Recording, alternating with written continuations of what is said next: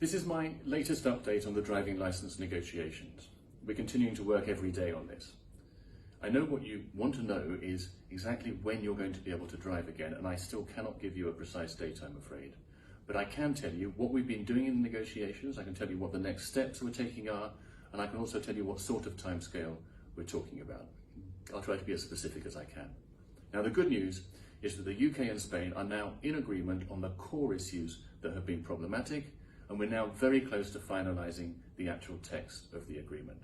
Once that's happened, possibly as early as next week, there are various legal clearances, language checks and final political approvals that we and the Spanish need to go through. You'll understand that this is an international treaty, so there are certain procedures that are just unavoidable. For example, it'll need formal approval by the Spanish Council of Ministers. Now, you want to know how long this will take, of course. The processes are not entirely in UK hands, which is partly why I can't be more definitive and I can't make promises.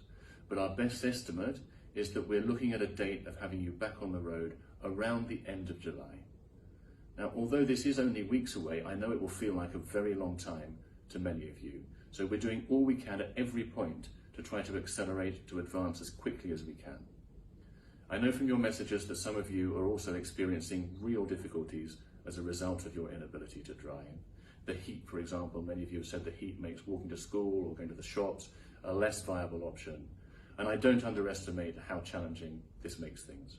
I'd encourage you to explore any local support options available, as we've advised before, though I recognise that in some places these are very limited at best. So if you find yourself truly vulnerable or know somebody who is, do contact your local consulate, their details, or on gov.uk. Thanks very much, and I'll update you again next week.